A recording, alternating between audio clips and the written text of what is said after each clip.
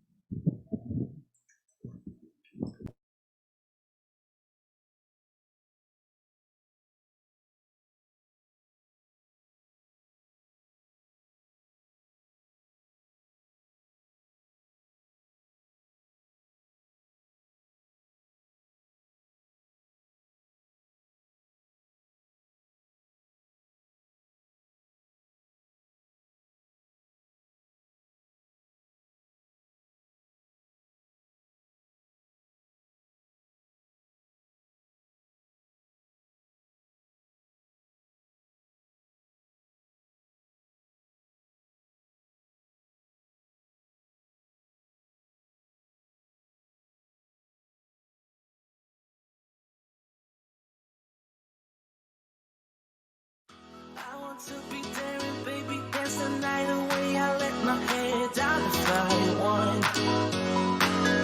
Don't you just get tired chasing fame and being pretty all the time? Doesn't sound like fun. You can do better. Let me show you what a good time looks like. You can do better. You can do better. Let me show you what a good time looks like. You can do better. I dare you to be wilder.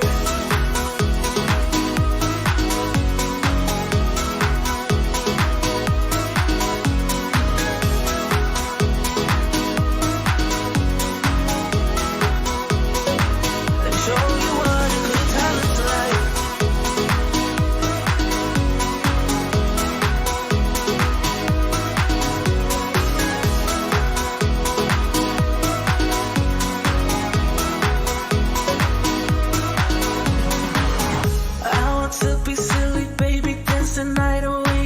My shoes off if I want. Let yourself be free and maybe you will find that there is more to life than being pretty. Honey, let's just face it. Baby, let your head down, be a little wilder. Baby, kick your shoes off, you don't have to hide it. Baby, let your head down, be a little wilder. Baby, kick your shoes off, don't hide it. I don't fit into your box, beauty queens without no flaws.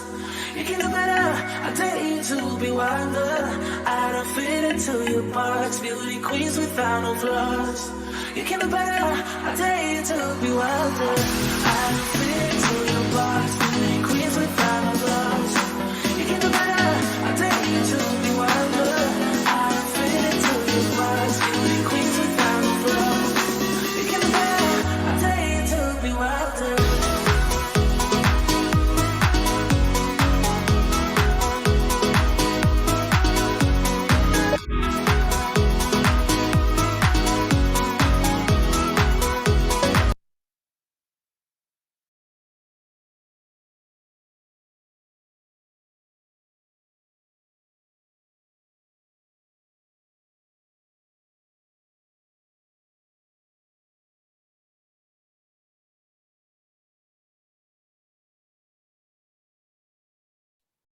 Ayan, a pleasant morning to each and every one of you. Alam ko na ang iba sa atin ay kagigising lang at baka yung iba nagkakape pa para mas magising lalo. But well, this webinar is a great start sa araw natin ngayon at siguradong magigising kayo sa dami ng madidiscover ninyo. At syempre, ganoon din tayo partner, di ba? Magigising tayo sa dami ng madidiscover natin. Good morning sa'yo, partner.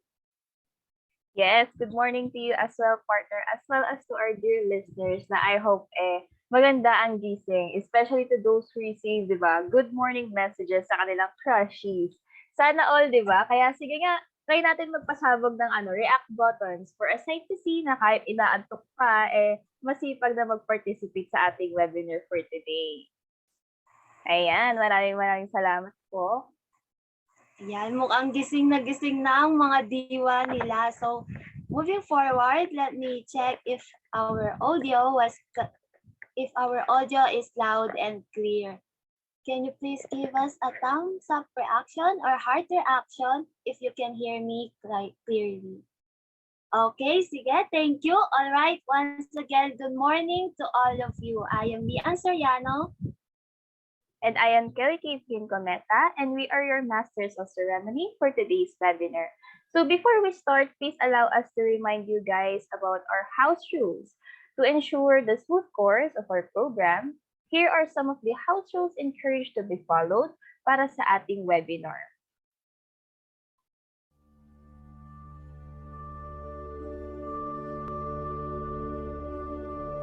Praise God from whom all blessings flow.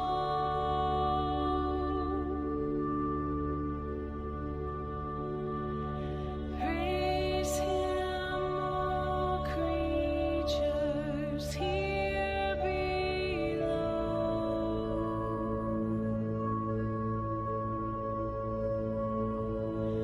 Praise Him above the heavenly host.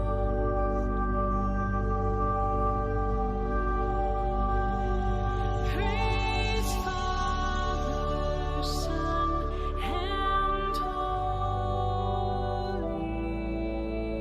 Ghost.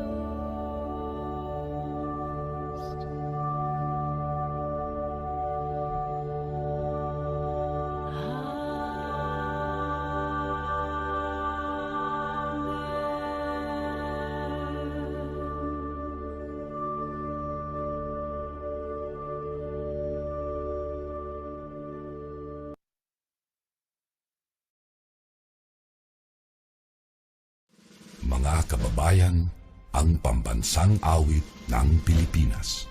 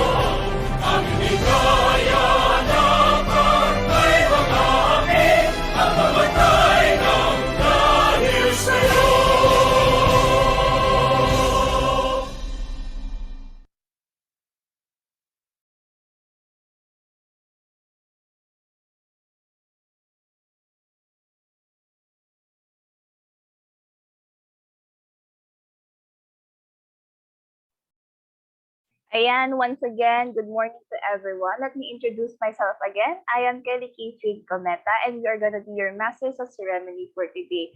So, nauna yung national anthem and ating prayer video for today. So, again, let me remind you guys about our house rules, diba? First, for non-speaker participants, please make sure to mute your microphones. Yet, if possible, it is perfectly fine to turn on your cameras. Second is to pay attention to the program, as later on we are going to let you use our comment section to look for some of the best takeaways you've acknowledged and also to answer your questions asked throughout the webinar. Also, it will be nice if you could participate through our reaction buttons, which are free to use whenever you'd like. Lastly, please be guided that there will be an evaluation form or link to be given after the program, and stay with us and enjoy till the end of session.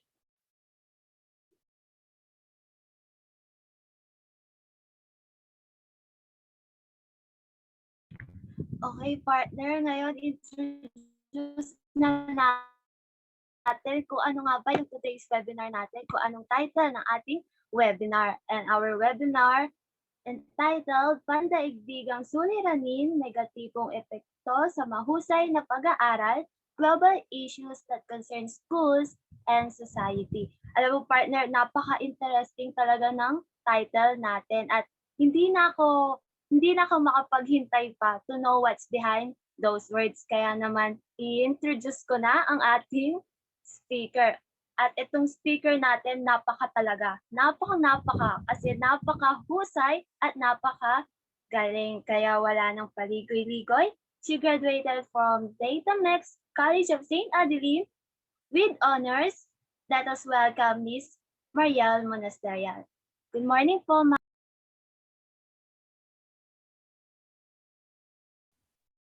Magandang umaga po sa ating lahat. Narinig po ba ako? Malinaw? Yes po, Malinaw narinig po yung po. boses ko. Ayun. Salamat.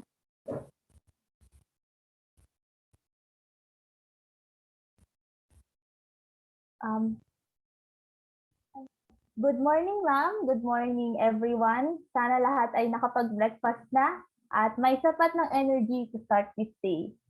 But before I proceed sa ating topic ngayon, nais ko lamang pong humingi ng tawad or advance apologies kung hindi magiging gaano kalinaw ang aking pronunciation o pagsasalita dahil kakabit lang ng braces at medyo mahirap pala mag-pronounce ng klaro.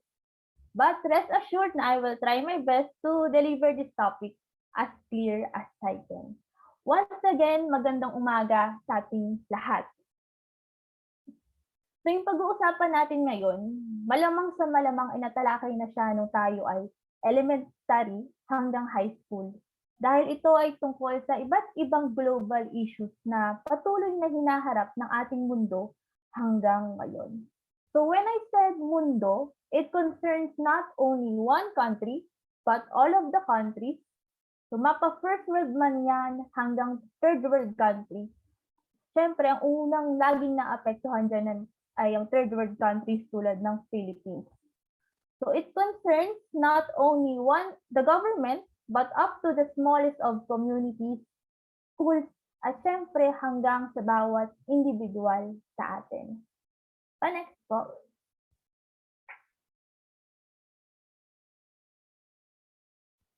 So ano-ano po ba yung mga tatalakayin natin under ng topic na ito?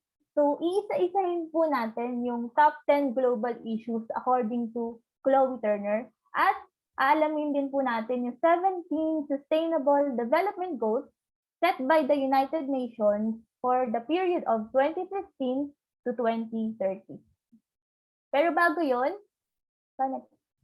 nais po munang pagnilayan natin at intindihin natin mabuti kung ano bang gustong iparating ng quote na ito.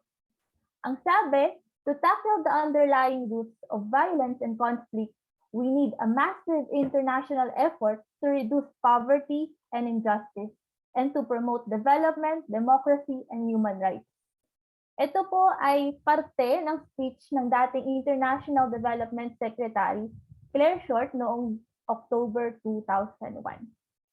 So, para po sa inyo, ano po bang gustong iparating nito? Ano bang ibig sabihin nito? Simple lang po, no, na ang lahat ng global issues existing at this very moment ay magkakaugnay-ugnay. Sa pagtatalakay ng mga hakbang para wakasan at tapusin ang karahasan, kaguluhan, kinakailangan muna nating pagtuunan ng pansin kung ano-ano po ba yung mga punot-dulot or causes nito. Ilan lamang po doon yung kahirapan, kawalan ng hustisya, at social inequality upang magbigay daan sa pangingibabaw ng demokrasya, pagpapahalaga sa karapatang pantao, pag-unlad at totoong pagbabago. Next po. So tumungo naman tayo sa pinakauna nating global issue. Number 1 is climate change. The global temperatures are rising and are estimated to increase from 2.6 degrees Celsius to 4.8 degrees Celsius by 2100. This would cause more severe weather, crisis with food and resources, and the spread of diseases. The reduction of greenhouse emissions and the spread of education on the importance of going green can help make a big difference. So 2.6 degrees Celsius to 4.8 degrees Celsius are projections based from models. Models are not science. Predictions are like prophecies. Pero hindi ibig sabihin no na dapat na nating baliwalain itong projections na ito. Dahil kahit papaano meron po itong pinag-ugatan at pinagbasehan. So galing po yan sa kahit papaano scientificong guess. Kasi we are all aware naman of the different weather disturbances and climate change na nangyayari sa iba't ibang parte ng mundo. Kabilang na doon yung pagkatunaw ng yelo sa polar regions tulad ng South, North Pole at Antarctic Circles. Last month of April, ay may kumalat at may nag-viral, hindi lamang sa Facebook, maging sa iba't ibang social media sites about this particular NASA scientist staging a protest demanding accountability from business establishment owned by JP Morgan. Kasama na dito yung pagpapaalala niya sa publiko at sa lahat ng pribadong sektor na gumawa na ng aksyon dahil hindi na po biro yung mga dilubyong naranasan natin at maaari nating maranasan sa susunod na mga taon. Kasi kitang-kita naman po natin yung manifestations ng greenhouse gases o yung epekto nito sa ating kapaligiran. So para mabawasan yung carbon emissions natin, kinakailangan na mag-switch tayo sa renewable energy. Ito yung paggamit o pag-harness ng power na sun, wind, water types, at agricultural biomass. Diba? May kumalat pang ang post, maraming nag-shared post nun, about 4 to 5 years na lang daw ang Earth, at may mga post din nag-encourage sa lahat na gumamit na ng EcoShop. Kasi for every searches na ginagawa mo sa kanilang browser, ay nakakatulong ka para makapag-raise ng funds para magtanim ng mga puno. So I don't know about the 4 to 5 years, but what I know, meron na lang po tayong 8 years bago ang 2030. Ang 2030 po ay ang sinet na deadline ng United Nations sa lahat ng kasapi nitong bansa para panatilihing 1.5 degrees Celsius ang temperatura ng planeta. Kasi kung hindi po natin magagawa yun, hindi po natin may iwasan ang irreversible effect ng climate change sa ating kapaligiran. So, bilang teacher, napakalaki ng gampanin at role ng mga future educators at mga educators ngayon. Napaka-importante na kahit na hindi ka science teacher, maituro mo man lang sa mga estudyante mo kung ano ba yung greenhouse gases, ano ba yung mga epekto nito, at ano pa ang mga pamamaraan para mabawasan natin yung carbon footprint natin. Or kahit man lang ma-instill natin sa kanila yung value ng pagiging makakalikasan. Next po. Pollution, it includes ocean litter, pesticides and fertilizers, air, light, and noise pollution. Clean water is essential for humans and animals, but more than 1 billion people do not have access to clean water due to pollution from toxic substances, sewage, or industrial waste. So pollution, it is the introduction of harmful materials to the surroundings. These harmful materials are called pollutants. Pollutants ay maaaring natural tulad ng volcanic ashes at maaaring human-made tulad ng trash or runoff galing sa mga factories. There are about 4.2 billion na taong nabubuhay sa mundo ang hindi nakakaranas ng sanitized or filtered water. Most of the countries na nakaka-experience nito ay galing sa kontinente ng Africa. Tulad ng aking napanood sa documentary dun sa bansang Uganda. Unlike sa atin, iba-iba yung case nila. Sa atin kasi, bubuksan lang natin ang faucet natin at may lalabas ng malinis na tubig na safe inumin. Sa kanila po, ibang-iba po yung case nila. No? Kinakailangan pa nilang maglakad. Hindi natin alam kung gaano kalayo yung nilalakad nila. Dala-dala yung malaking big containers nila kung saan tulad sa akin napanood sa documentary sa Uganda, lake yung pinagkuhanan nila ng tubig. At ang nakakalungkot doon, yung lake na pinagkuhanan nila ng tubig, yun po mismo yung pinagliliguan at pinag-iinuman din ng mga animals sa kanya. So imagine po ano po ba yung mga sakit na makukuha sa pag-inom ng maduming tubig. Ilan lamang po ang diarrhea, cholera, dysentery, at maging amoebiasis. So imagine, no, direkta nilang iniinom yung unfiltered water na yun. So, nakakalungkot, nakaka-dishearten na isipin na ito yung pinaka-basic need ng isang tao para makasurvive sa mundo. Pero hindi lahat nakakatamasa ng ganitong klaseng pangangailangan. No? Nakakalungkot. Pero ito po yung reality na dapat masolusyonan na. Next.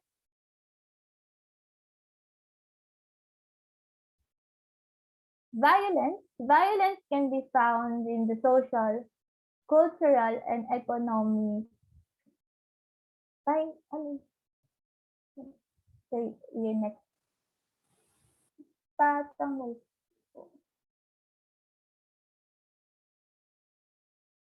Violence can be found in the social, cultural, and economic aspects of the world. Whether it is conflict that has broken out in a city, hatred targeted at a certain group of people, or sexual harassment occurring on the street, violence is a preventable problem that has been an issue for longer than necessary. So 1.6 million po ang tao sa mundo ang namamatay dahil sa iba't ibang forms ng violence. Vast majority nito ay nag-occur sa low to middle income countries. So malaki yung epekto nun, hindi lang sa bawat individual, maging sa overall well-being ng isang community. No? Actually, ito ay senyales ng, ang mataas na bilang ng karahasan ay senyales ng hindi matatag na ekonomiya at political na aspeto ng isang lugar. Gayon din, reflection ito ng iba pang social issues o global issues tulad ng kahirapan, social inequality, drug abuse, at marami pang iba. So here are various forms of violence. Next. So various forms of violence. Physical violence occurs when someone uses a part of their body or an object to control a person's actions. Ito yung paggamit ng knife, guns, or any pointing objects na maaaring makapag-threaten ng security at buhay ng isang tao. Sexual violence occurs when a person is forced to unwillingly take part in sexual activity. Sa bansa natin, kahit na mag-asawa pa kayo, kung ikaw ay pinilit niya makipagtalik without your consent, ay maaaring siyang kasuhan ng rape. Emotional violence occurs when someone says or does to make a person feel stupid or worthless. Ito po yung paggamit ng derogative words, slanderous statements, at super below the belt offensive words. Yan ay isang uri ng emotional violence. Cultural violence occurs when an individual is harmed as a result of practices that are part of her or his culture, religion, or tradition. Ito ay, kapag ang isang tao nakaka-experience ng life threat sa kanyang security, dahil sa pagpapractice ng kanyang kulturang pinanggalingan, ay isang uri po ng cultural violence. Maaari din ang mismong kultura na pinanggalingan ng isang tao ang maaaring makapagpahamak sa buhay niya. So, it is another form of cultural violence, but still, under pa rin ito. Next po. Psychological violence occurs when someone uses threat and causes fear in an individual to gain control. Ang various forms nito ay maaaring coercion, harassment, manipulation. So, yan po ay ilan sa mga forms ng psychological violence. May nangyaring isang survey kung saan nilahukan ng mga victims ng violence. Sila ay mga nakasurvive. Kung saan 88% ang nagsabi sa kanila na kasing lala o mas malala pa yung psychological violence kaysa dun sa physical violence. Spiritual or religious violence occurs when someone uses an individual's spiritual belief to manipulate, dominate, or control that person. Ito yung paggamit ng paniniwalang panrelihiyon ng isang tao para kontrolin at i-manipulate siya. So next po. Security and well-being. The UN is a perfect example of what should be done to prevent the lack of security and well-being. It's a serious global issue. Through its efforts with regional organizations and representatives that are skilled in security, the United Nations is working toward increasing the well-being of people throughout the world. So ano po ba yung pagkakaiba ng security and well-being? Ang security, ito ay tumutukoy sa physical condition or physical na kondisyon. Samantalang ang well-being, it is about the condition of the soul. Ang human security ay may malawak na definition ayon sa UNDP or United Nations Development Program. It is the freedom from fear, including freedom from violence and from the fear of violence. So let me repeat. It is the freedom from fear, including freedom from violence and from the fear of violence. Ang United Nations ay meron ding mga hakbangin or steps para mapanatili ang security at kapayapaan. Ilan lamang doon yung pag-combat ng terorismo, pag-clear ng mga landmines, pag-maintain ng peace and security, pag-make and consolidate ng peace. So, ilan lamang po yan sa kanilang mga steps. So, yan, paano po? Lack of education. More than 72 million children throughout the globe that are of the age to be in primary education are not enrolled in school. This can be attributed to inequality and marginalization as well as poverty.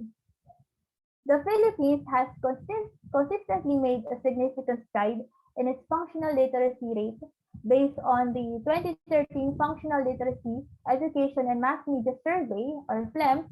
The country registered a 90.3% rate, which means that 9 out of every 10 Filipinos aged 10 to 64 were functionally literate. Kung tutuusin itong 2013 survey na to, medyo matagal na at medyo paso na. Pero based sa latest survey na aking nakita, na research, noong 2019, ang adult literacy rate po natin ay 96.3% na. So when I said adult literacy rate, ito po yung 15 years old pataas. So kung titignan po natin at pakikinggan natin, yung 96.3% ay parang mataas na, di ba? Pero kung i-compare natin siya nung 2018 survey, di hamak naman na bumaba siya. Kasi noong 2018, meron po tayong 98% adult literacy rate. Pero kahit na medyo mataas pakinggan yung 96.3%, hindi pa rin natin dapat baliwalain na meron pong mga bata na nag-reach ng 10 years old ang hindi marunong bumasa o makaintindi man lang ng simple sentence or text. Kaya nga, di ba, ang dami ng panawagan na buksan na yung paaralan. Kasi lalo siyang lumala nung nagkaroon ng pandemic or dahil distance learning. Marami daw nagsasabi na hindi nga epektibo yung distance learning sa mga bata. Which is, kagandahan ngayon, hindi naman din ino-open na yung classes. No, which the current, yung Department Secretary natin sa Education na si Briones, nagsabi naman na next school year ay 100% face-to-face classes. So, magandang balita siya. Pero yun nga lang, sa ating mga college, sana talaga kahit sa ating college ay matuloy na yung face-to-face classes natin. So, next po, unemployment. So, without the necessary education and skills for employment, many people, particularly 15 to 24 years old, struggle to find jobs and create a proper living for themselves and their families. Unemployment rate in Philippines averaged 8.34% from 1994 until 2019, reaching an all-time high of 13.90% in the first quarter of 2000 and a record low of 4.70% in the fourth quarter of 2016. Ito yung issue na talagang most specifically talagang nag-suffer yung mga breadwinner ng family, hindi ba? Kasi Actually, para makahanap ka ngayon ng trabaho, yung pinaka-minimum na requirement talaga is high school graduate or at least may basic skills ka na hinahanap ng isang particular na lugar na applyan mo ng trabaho. Kaya marami ako nababasang memes sa Facebook, which is, when I said meme naman, jokes are half meant kahit papano, na may mga nagsasabi na siguro mas mabuting tumakbo na lang senador. At least doon walang requirements. Ang kailangan lang ay dapat may alam ka sa pagbabasa at pagsusulat at ikaw ay natural born citizen. This is the reality naman, no, na dapat din talagang i-amend yung batas na yon. Going back, the sad reality is, but true na most of the companies ay nagre-require na talaga ng college diploma or college degree. So, at medyo mataas na nga yung 13.90% in the first quarter of 2000 at bumaba din or lalong bumaba ng 4.70% nung 2016, nung fourth quarter ng 2016 at lalo pang lumala nung nagkaroon ng pandemya kasi maraming mga negosyo yung napilitang magsara at maraming trabaho yung nawala. Which is the good thing about ngayon is unti-unti na nag-open ang ating economy, unti-unti na nag-open ang mga business establishments, bumabalik na ulit yung trabaho. And again, ang mga Pilipino, hindi dapat ni-romanticize ang pagiging resilient, pero that is a good thing na pag Pilipino is marunong tayong kahit papaano maghanap ng iba pang paraan ng pagkakakitaan. Again, something na hindi dapat i-romanticize but dapat masolusyonan. Next po. Government corruption. Means of corruption include graft, bribery, embezzlement, backdoor deals, nepotism, and patronage.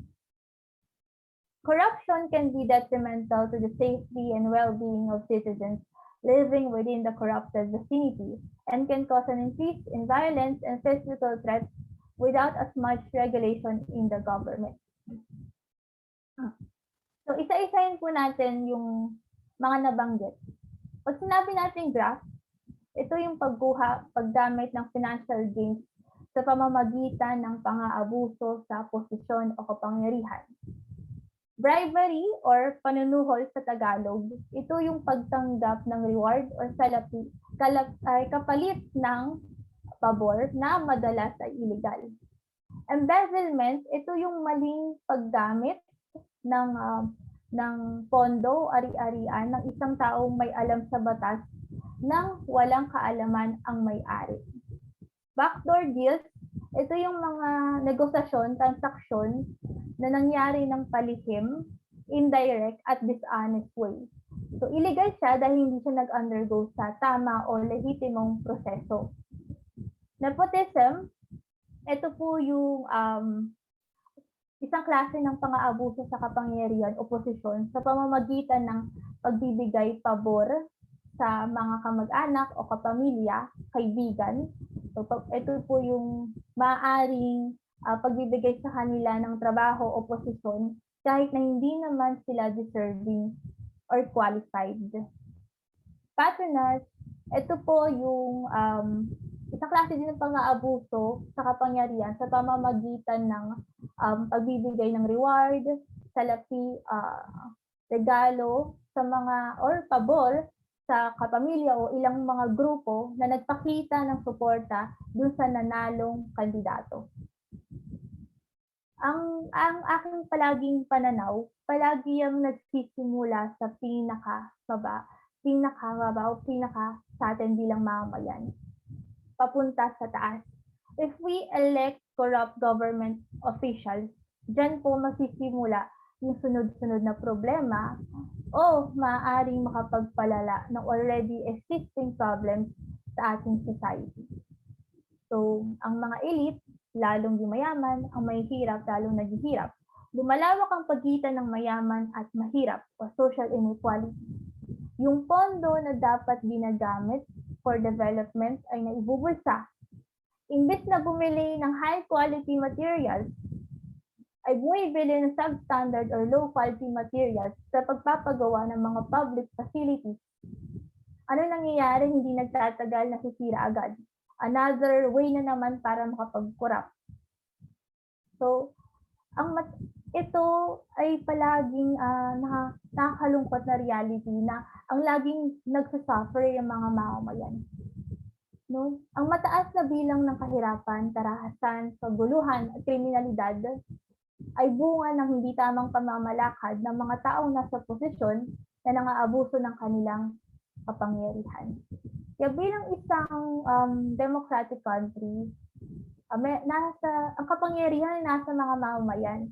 No? Dapat matuto tayong mag-elect ng mga qualified at talagang deserving na maging leader ng ating bayan.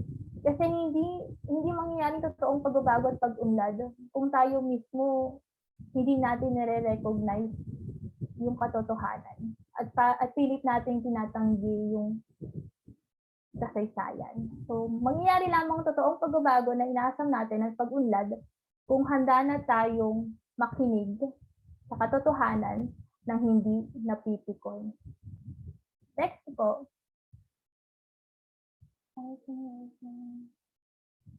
So, yan. The Philippines ranked 94 out of 177 countries in the Transparency International's 2013 Corruption Index. That source is therefore Wall Street Journal. Next na lang din po. Pwede bumaba out of 177 countries. Malnourishment and hunger. Currently, there are 795 million people who do not have enough to eat. Long-term success to ending world hunger starts with ending poverty. By fighting poverty through proper training for employment, education, and the teaching of cooking and gardening skills, people who are suffering will be more likely to get jobs, earn enough money to buy food. So, in order to combat malnourishment and hunger, dapat munang i-resolve yung problema sa kahirapan o pababain ng ating poverty rate. Dahil ang malnourishment and hunger ay epekto or bunga ng kahirapan. So, in order to eradicate naman poverty, dapat maging accessible ang edukasyon sa lahat ng mga mamamayan. Kasi sa loob ng paaralan, tinuturo yung iba't ibang mga life skills, basic skills at kasanayan na maaaring gamitin ng tao sa buhay niya at maging sa paghahanap ng trabaho. Ang trabaho, para magkaroon ng available jobs, ito na yung role ng ating government na mag-produce and create jobs para maging available sa mga mamamayan. So, kinakailangan gawin ng mga tao ay maging qualified lang dun sa trabahong yun. Kasi kapag may trabaho, merong kikitain. Yung kita na yun, hindi naman niya buong nakukuha yun, hindi ba? Apart nun ay napupunta sa tax na ginagamit sa pondo. And then, ang natitira naman ay ginagamit niya para gastusin sa kanyang mga pangangailangan o pangangailangan ng kanyang pamilya tulad ng pagkain, shelter, and then clothing. So, actually, ang two of the countries, sabihin ko na lang yung una. Yung nangungunang bansa pagdating sa malnourishment and hunger ay ano ba to? Basta countries from Africa. Pangalawa doon yung Central African Republic. Two of these countries ay parte again ng Africa. So, sa Africa, alam naman natin, poverty. So, pag may mataas ang bilang ng kahirapan, kadugtong nito yung malnourishment and hunger. So, pa-next po.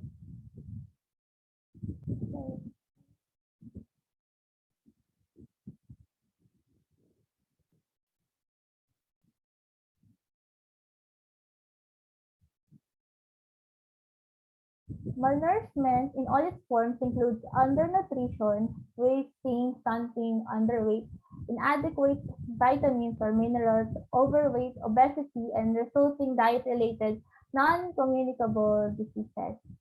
So, pag sinabi natin malnutrition and hunger, hindi lamang siya tumutukoy sa underweight, maging sa mga overweight or obese at nagre-result o yung mga resulting diet-related non-communicable diseases. So, pa-next po.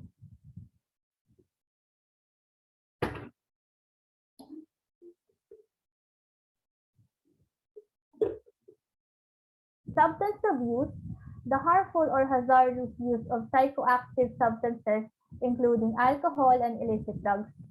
The United Nations report that by the beginning of the 21st century, an estimated 185 million people over the age of 15 were consuming drugs globally. The drugs most commonly used are marijuana, cocaine, alcohol, amphetamine, stimulants, opiates, and volatile solvents. So, pwedeng pahingi po ng 1 minute. Nalang ako na to.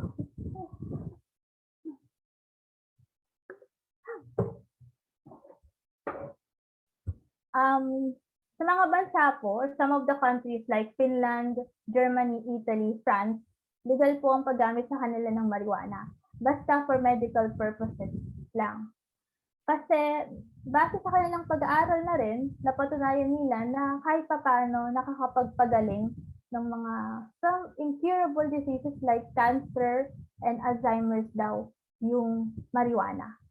Pero sa atin, patuloy pa rin ang debate at hati pa rin ang opinyon ng mga mamamayan about this kasi talamak at malaking problema at issue ang drug abuse sa bansa natin. Are you familiar with Pablo Escobar? I think most of you are familiar with him kasi siya ay isang famous drug lord noong 1980s. He is the king of cocaine, famous for his Medellin cartel. So, ba't ko ba siya mini-mention? Kasi he was responsible for the death of 4,000 people. Mostly composed ito ng mga government officials at mga police na patuloy na nag-hunt sa kanya. Kung tatanungin niyo kung ano nangyari sa kanya, matagal na po siyang wala at based on the recent videos na rin, yung anak niyang babae is nagpalit na ng identity for her security. So, ayun. Pa-next po. Different classes of people, both poor and rich, partake in substance abuse, and it is a persistent issue throughout the world. But the developing world, marginalized groups and communities are the most vulnerable to this reality. The Philippines faces this huge problem on substance abuse. Ito, actually, napakalaking problema. Tulad ng aking nabanggit kanina, malaking problema yung drug abuse natin. Most heinous crimes committed are yun yung mga taong under ng influence ng drugs. Most of the interviews na napapanood natin siguro sa television, TV, ang kanilang laging pahayag ng mga suspect is nagawa daw nila yon kasi meron daw bumubulong sa kanila or akala nila yung taong pinatay nila ay demon or monster, kaya nila nagawa yon. Yung pala sila ay under ng influence ng drugs. Kasi kapag ikaw ay under nito, hindi ka makapag-isip ng maayos. Nagiging irrational ka, nagiging out of touch ka sa reality. So, para ka nasa ibang mundo.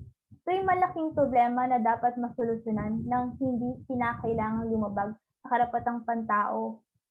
Pero nabibigyan ng hustisya or justice yung mga biktima o naging biktima nito. So, kasi 'di ba, nung previous years naging malaking usapan yung EJ case.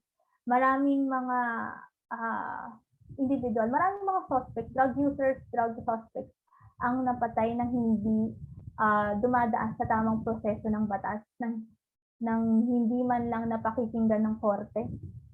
Hindi dapat natin ilagay sa kamay natin yung batas. Bagkus, dapat hayaan natin yung hukom na sila ang gumawa ng hatol para dito. Kasi lahat ng mga tao, kahit gaano man kabigat yung krimen na gawa nila, is deserve din kahit paano mapakinggan. So, next po. Terrorism. Terrorism is an issue throughout the world that causes fear and insecurity, violence and death. Across the globe, terrorists attack innocent people, often without warning. This makes civilians feel defenseless in their everyday lives. Making national security a higher priority is key in combating terrorism, as well as promoting justice in wrongdoings to illustrate the enforcement of the law and the serious punishments for terrorist crimes. So again, are you familiar with Do you know 9/11 attack? 9/11 attack siya kasi nangyari siya noong September 11, 2001, kung saan meron daw, according sa mga balita, 19 terrorists or militants from the group of Al-Qaeda ang nang-hijack ng 4 na eroplano at nag-conduct ng sunod-sunod na suicide attack sa US. 2 sa eroplanong kanilang hinijack ay bumagsak at nag-crash, sumabog sa Twin Towers sa New York. So it is Twin Towers ng World Trade Center. Ang isa naman naglanding or nag-crash sa Pentagon. Pentagon is the military base ng US. Ang isa naglanding, nag-crash sa may Shanksville, Pennsylvania. So there are about 3,000 lives ang nasawi dahil sa 9/11 attack. At ginawa daw po to ng mga terorista noon kasi ang ilan sa mga dahilan nila, unang-una, gusto daw nila mag-instill ng takot sa mga US citizens at gusto nilang pababain yung ranking ng USA globally. No? Kaya nga, naging mahigpit na ngayon sa mga airports.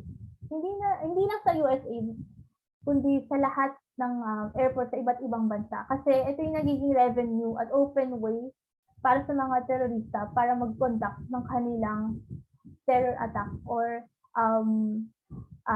terror attack sa mga mamayan. Next po. So, the 17 Sustainable Development Goals, U.S. Secretary General Ban Ki-moon said, the 17 Sustainable Development Goals are our shared vision of humanity and a social contract between the world's leaders and the people. They are to do this for people and planet and a blueprint for success.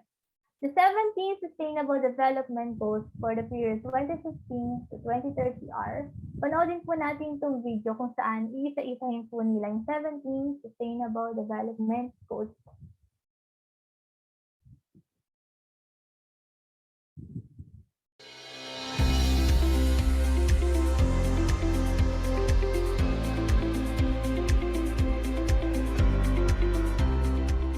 In September 2015, the United Nations made history when 193 member states unanimously adopted 17 Sustainable Development Goals, or SDGs, that serve as the centerpiece of its post-2015 development agenda.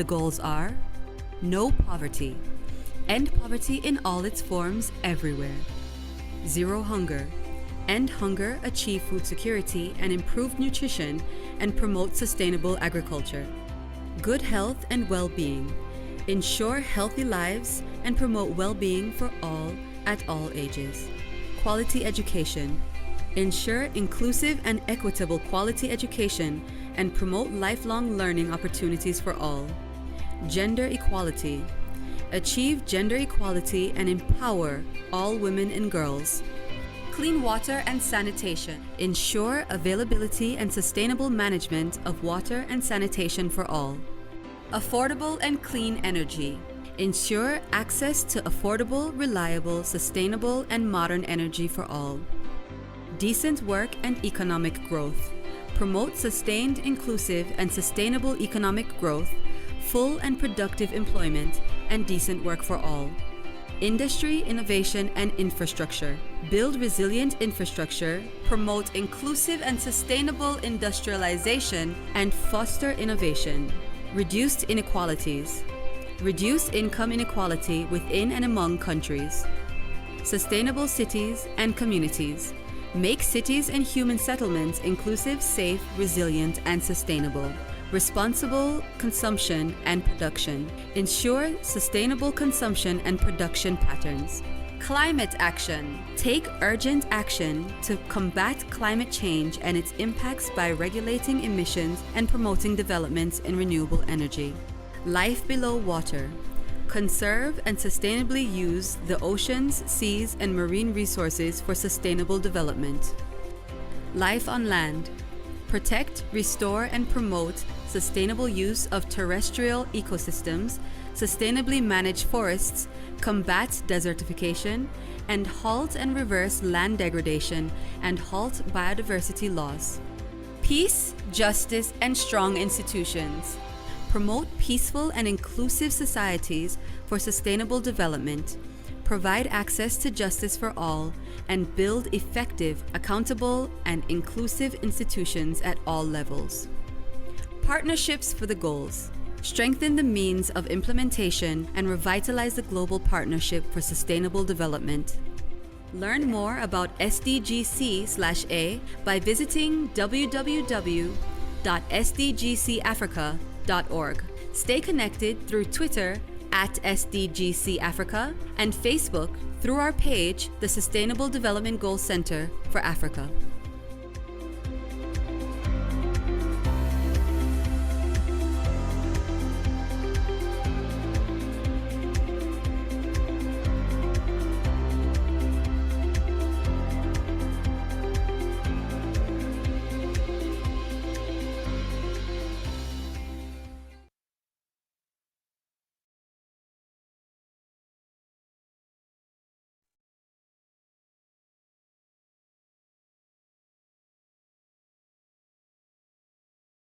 So, ipa-flash na lang po namin yung 17 Sustainable Development Goals.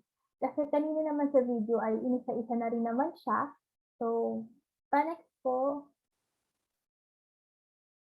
Ayan po. So, yan yung 8 to 13, 17 Sustainable Development Goals. Pa-next po sa pangatlong ano. Ayan. So, yung 17 Sustainable Development Goals ay binuo siya para bigyang solusyon yung top 10 global issues natin sa bansa. Ito yung ginagawang blueprint or gabay ng mga bansang kasapi ng United Nations para mabigyang solusyon yung crisis o problema na hinaharap nila. So, bawat bansa kasi may kanya-kanyang silang struggles or problems. For example, sa usapang supply ng pagkain. Sa Africa, lagi ko namin na-mention yung Africa, sa kanila kasi, mababa yung supply ng pagkain na nagkukos ng malnutrition and hunger. So, sa kaso nila, kinakailangan nilang ma-resolve yun, kung saan ginagamit nilang gabay yung 17 Sustainable Development Goals. Sa New Zealand naman, kabaligtaran naman ng kaso dun sa Africa. Sa kanila naman, mayroong oversupply ng pagkain o madaling salita, maraming pagkain ang nasasayang. So again, sustainability, kailangan nilang ma-resolve tong problema ito sa pamamagitan ng paggamit ng SDGs bilang gabay. So, global issues, SDGs 2015 to 2030, and education. In September 2015, the General Assembly adopted the 2030 Agenda for Sustainable Development that includes 17 Sustainable Development Goals, building on the principle of leaving no one behind. The new agenda emphasizes a holistic approach to achieving sustainable development. The realization of the 17 SDGs means solving the top global issues cited by two sources. So these global issues and SDGs 2015 to 2030 must be intentional taught in schools because they are made part of the curriculum. So sa pagtatapos ng ating usapan ngayon, nais ko lamang po mag-iwan ng mga ilang pahayag.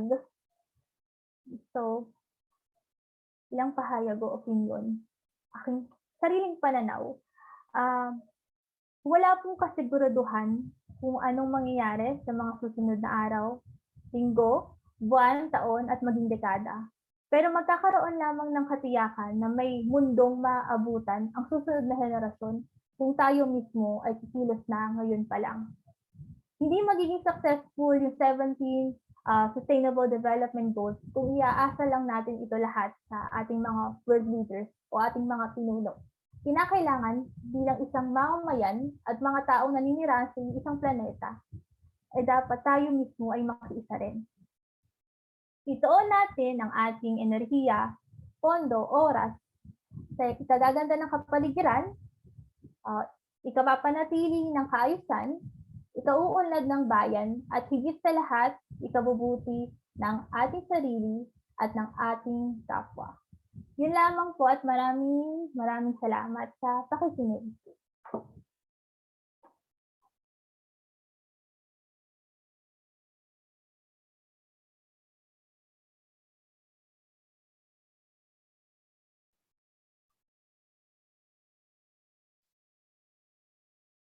Wow! Thank you po, Miss Monasterial, for sharing us a valuable discussion and your knowledge about sa global issues and sustainable development goals ng ating bansa na talaga namang, di ba, kailangan pang pagtuunan ng pansin, hindi lamang, yun nga sabi niya kanina after the speech niya, na hindi lamang dapat ang gobyerno yung kumikilos, dapat lahat din ng tao. So, nakita naman natin na marami pa tayong dapat pagtuunan ng pansin at sana ay soon, 'di ba, mabigyan na natin ito ng solution. So, ikaw partner, ano naman yung natutunan mo? So, Mariel partner yung mga takeaways mo. Sa akin naman siguro, habang nagtotalk si ma'am, no, ay si Miss Monasterial, ang kalmado niya, tapos kahit global issues na yung pinag-uusapan, kasi kung ako yon siguro imbis na maliban sa magiging malungkot, siguro nakakapag-init ng dugo kasi yung mga global issues natin makikita talaga natin sa ating bansa, tsaka talagang mahirap siyang bigyan ng solusyon, o yung iba hindi talaga chance ng pagiging informed natin or pagiging in the future, kung magiging teacher man talaga, na dapat yung malaking kampanya natin sa buhay ay yung inform natin yung mga future generation. Kasi ang selfish naman kung ikikip lang natin yung mga natutunan natin, mas mabuti kung isi-share din natin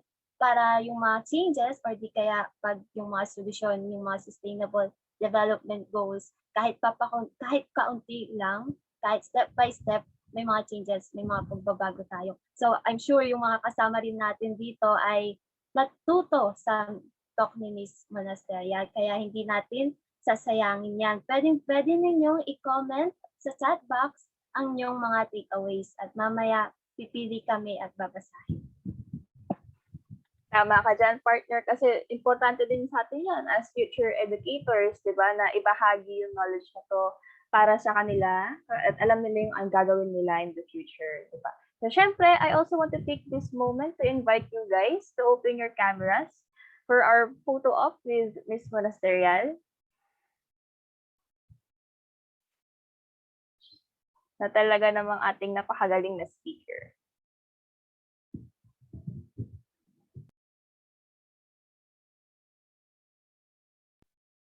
Okay, please open your cameras po para naman po makapagsimula tayong mag-photo op. Okay, so ready po tayo? 1, 2, and 3. Another one po. 1, 2, and 3. Ayan, maraming salamat po ulit. So now we are down to the awarding of a certificate of recognition to our resource speaker, Miss Mariel Monasterial. Allow me to read the citation. Medyo malabo nga lang kasi sa akin. Certificate of recognition presented to Miss Therese Mariel Monasterial for sharing her invaluable knowledge as resource speaker in our webinar entitled, can you read it, the citation? Kasi medyo malabo sa akin. Okay, so again, certificate of recognition presented to Miss Therese Mariel Monasterial for sharing her invaluable knowledge as speaker in the webinar of teacher and community, school culture and organizational leadership, titled Pandaigdigang Czietherine, Negatibong Epekto sa Mahusay na Pag-aaral, Global Issues that Concern Schools and Society, given this 2nd of June 2020 via Zoom. 2022 via Zoom. Signed by our course professor, Ms. Dr. Rosalie A. Corpus, and BED21N President Joanne D. Apple. Once again, thank you po for sharing knowledge with us. So kanina we've let you type in the chat box your takeaways, and here are some of the best takeaways na aming nakuha, partner.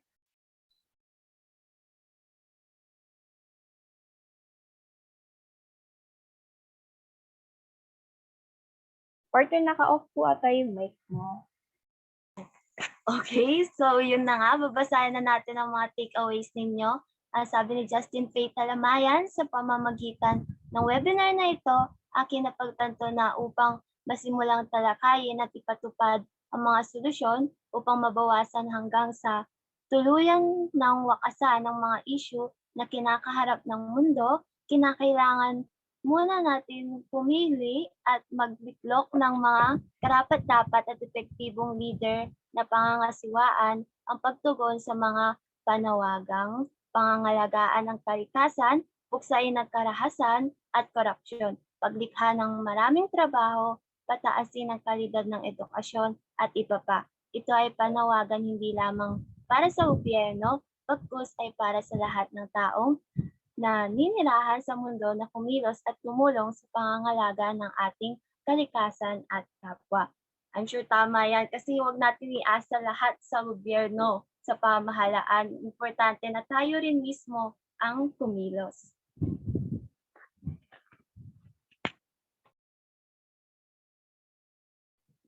Ayan, maraming salamat po sa inyong makabuluhan at sa pag-effort na magbigay ng inyong takeaways na nagpatunay na naging makabuluhan ng ating discussion for today. That's true, partner. And as we come near to saying goodbyes, let us relax and enjoy the intermission prepared by Miss Aileen Czietherine CRUZ.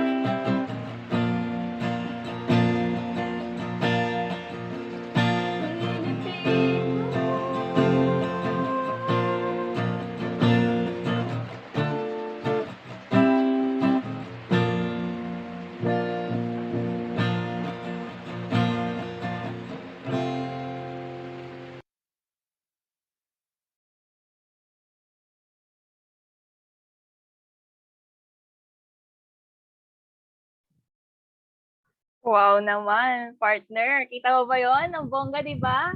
Bigay naman tayo ng heart or confetti react para sa ating mga nag-effort na mag-edit, di ba? At magbuhis dignidad para makapag-perform sa atin. Maraming salamat po, Miss Aileen, at sa mga patuloy na titindig para sa ating bansa. Ayan, maraming salamat sa ating mga participants. Ayan, maraming salamat po sa inyong mga react at sa inyong mga chats. Ayan, nasumali sa atin for today's webinar. And sabi nga kanina, as we are near to saying goodbyes, and as much as I hate to say this, pero syempre, di ba, everything has to come to an end. But don't you worry, dahil kung nabitin kayo sa ating first topic, ay mayroon pa tayo mga susunod na webinars.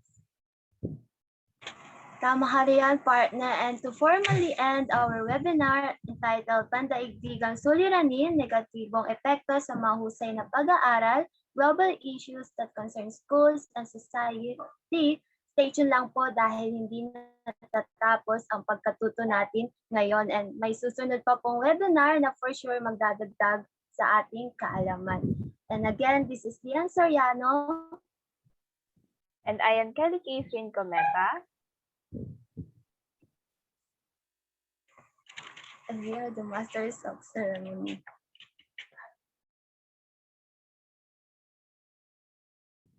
And once again, don't forget po to answer our evaluation and our quiz link later on that will be sent on our GC. Ayan.